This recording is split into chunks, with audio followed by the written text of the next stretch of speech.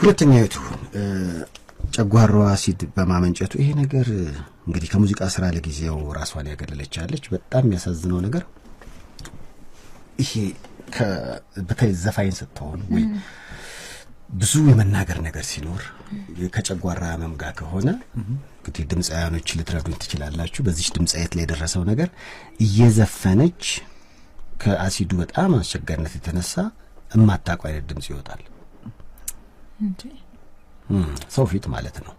ስለዚህ ያለው አማራጭ ሙዚቃ ካቆመች ወደ 3 ወሯ ነው።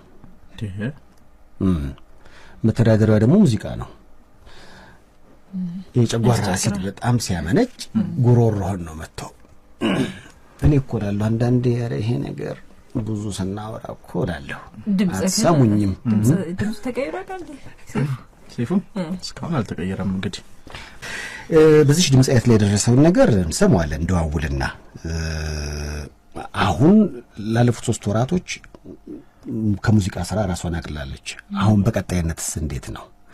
ተስፋ የመዳኗ ተስፋስ እውነት የተባለው ነገር አንዳንዴ እኮ ከውጭ የሚመጣ ወሬ ወደ አሜሪካን ነው ደውለው ድምጻይቷ አሜሪካን ያለችውና እውነት ነው የሚለውንም አንድ ላይ እናጣራለን። ከድምጻይቷ ጋር ቆይታ አድርጌያለሁ። ከተከታዩ መልእክት በኋላ ወደ አሜሪካን ደውዬ ከአቀንቃኟ ጋር ቆይታ አደርጋለሁ።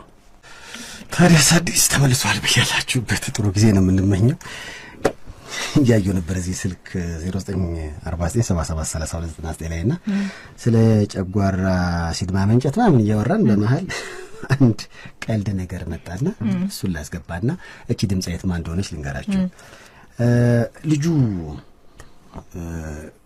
እንግዲህ ወያላ ነው ታክሲ ላይ እና ሾፌሩ በጣም ስለሚያጨስ የቼን ስሞከር የሚባል አይነት አለ በላይ ነው የሚያጨሰው። ልቡን ታሞ ሆስፒታል ገባና ቤት ደወለ። ሲጣፋበት ማለት ነው። አረ አልመጣም እኮ አላቸው። ከዛ ከቤት አይ ሪከቨሪ እኮ ገባ አሉት። ከታክሲ ስራ ይሻላል የውጭ ድርጅት ነው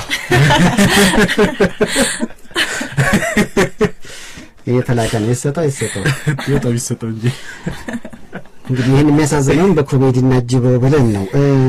ድምጻይቷን አሜሪካን ደውያለሁ። እንግዲህ አበባ ደሳለኝ ጋር በመስራት ትታወቃለች። እርጅኛ አብሮ አደጌ ላይ ታቋታላችሁ። ቲጂ ትግስት ፋንታውን ነች። ትግስት ፋንታውን ሲስተር ጠፋች። ያንተ ነች ጠፍታለች። ግን ትግስት ፋንታውን ያልኩሽ አሳዛኝ ነገር ስለደረሰባት ነው። ያለችበትን ስሜት እስኪ እንስማው። የሰማነውስ ነገር እውነት ነው ወይ? ወደዛው እንሸጋገር።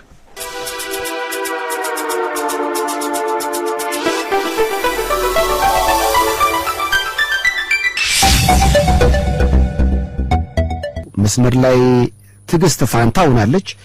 ሃይ ቲጂ እንደምን አመሸሽ? ታዲያስ እንዴት ነው? ይመስገን አምላክ። ቲጂ ይሄ ነገር አፕሪል ዘፉል ነው እያልኩ ነበር። ጨጓራሽ አሲድ በማመንጨቱ ምክንያት በሙዚቃ ስራ ላይ እንዳልሆንሽ ሰማውና ለዛ ነው የደወልኩልሽ። የተባለው ወይም ደግሞ የሰማሁት ነገር እውነት ነው እንዴ? ለጊዜው እንግዲህ ራሷን አገላለች የተባለ ነው። እውነት ነው ወይ?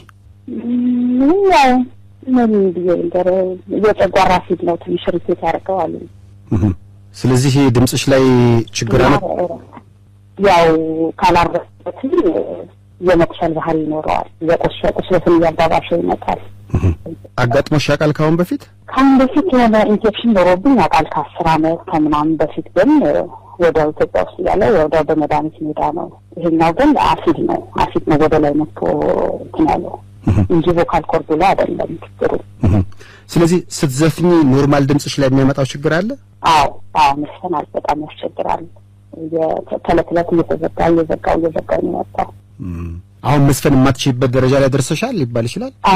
ኦሬዲ አሁን አንድ 3 ወር ሆነኝ እረፍት ካረኩበት። እንደውም ሰሞኑን ዘፍኝበት ሞክሬው ነበር ትሬኒንግ ለማድረግ። ወደ ኖርማል ወደ ሰልፍ ትንሽ እየተመለሰ ነው። ሰላም ነው፣ ደህና ነው ማለት ነበር የሚጠበቅበት።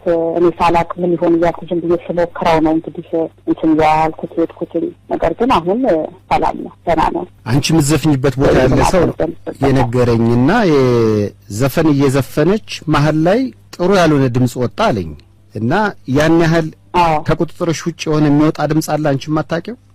እንደዛ ነው የሆነው። ያው መጀመሪያ ላይ እየዘፈንኩ እንዳለ እኔ ማስለው አይነት ድምጽ አይደለም ነበር የሚወጣው። ያው እንግዲህ ዘፈን አይምሮህ ማውጣት የሚያወጣውና ማዘው አይነት ድምጽ አይደለም የሚወጣው ማልጠብቀው አይነት ነገር ነበረ። በብዙ መንገድ ሞከርኩት። ነገር ግን ዶክተር ጋር ሲሄድ በደንብ ማለት በጣም ሙሉ ቼክአፕን ያደረገው በደንብ ነው እንትን ያደረገኝ እና ምንም አይደለም ቮካል ኮርድሽ ላይ ስላልሆነ ሮቦሽን ኖርማል አሲድ ስለሆነ የረበሸው ረፍት አድርጊበት የጨጓራ መድኃኒት ያዘዘኝ እንደውም ሌላ ነገር እንኳን አይደለም አሳርፉ በቃ እንትን አትበይው እና መውሰድ ያለብኝ መጠንቀቅ ያለብኝ ምግቦች ነው ነገር ነገር ግን አሁን ሰላም ነኝ እግዚአብሔር ይመስገን በጣም ሰላም ነኝ። ወደ ዘፈኑ ዓለም መቼ ትመለሻለሽ? አሁን አስቤያለሁ እንግዲህ አሁን ትሬኒንግ ማድረግ የፈለኩት ለዛ ነው ልሞክረው ያው ብዬ ነው ትሬኒንግ የጀመርኩትና እያደረኩበት ነው። እርግጠኛ የምፈልገው ቦታ ላይ ሲደርስ እመለሳለሁ። አልበም ራሱ ካወጣችሁ ቆያችሁ አጠገብሽ ነች ያው እርጅኛ አብራደጌ በያት እንጂ እንደ በፊቱ እንዳልበሙ እንደ ዘፈኑ ርዕስ ማለት ነው አበባን የሆነ ነገር ስሩ እንጂ ምክንያቱም አቀናባሪዎቹም አሉ ጠፋችሁ ይመስለኛል እዛ አካባቢ ህይወቱም ኑሮውም ትንሽ ቢዚ የሚያደርግ ይመስለኛል። ነገሩ ቢዚ ያደርጋል። ሁለተኛ ያው እንደዚህ ከጀመረ ትንሽ ቆየት ስላለ ተጠንቀን ስለሆነ እየባሰበት ነበር ይተናል አስበን ልንሰራ ካልን በኋላ በቃ ይሄ ነገር ሲፈጠር አስቆይ ደግሞ ለራስበት እንግዲህ ማለት ነው እንጂ አስበናል ይመስለኛል። እንግዲህ ሁለታችሁም በሙዚቃው ነው አይደል አሁን ገቢያችሁ ሌላ ስራ አሰሪም አይደል ትጂ?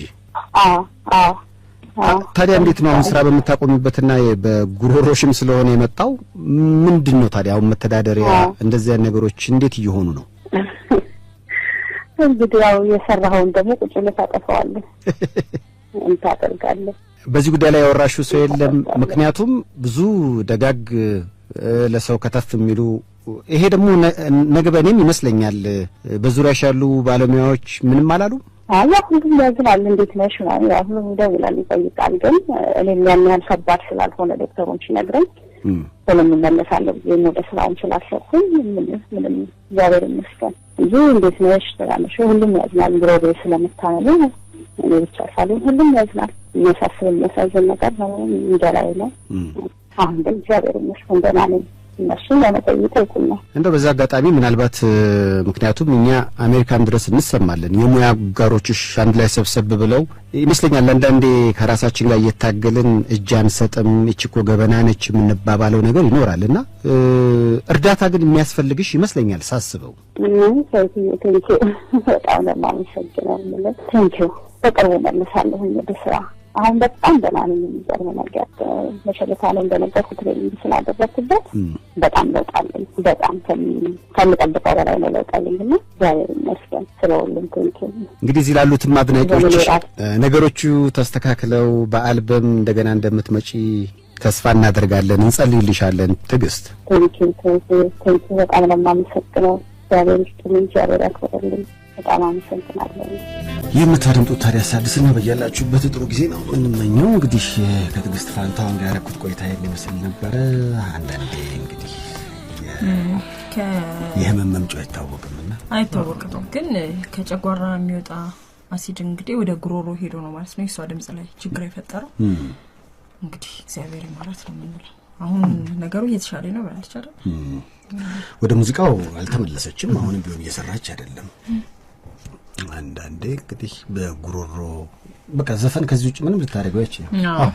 እንግዲህ ዘፋኝም ድምጻዊም እንደዛ ምንድነው ጋዜጠኛም ዘፋኝም ስትሆን ያው ሁለቱም ምሳሌ ይችላል መስፈን ነው ማትችለው እንዴት እንዴ ህይወት ይጂ ኮራችን እንኳን ግን ዘፈኝ ብትላት ግን ያስቸግራል አትችልም። ስለዚህ አንቺ ዘፈኝሽ አይ ታዲያ ምሳሌ እንግዲህ ገመትኩት አንድ ኳስ ተጫዋች አው ሲመታ እንደማለት ነው።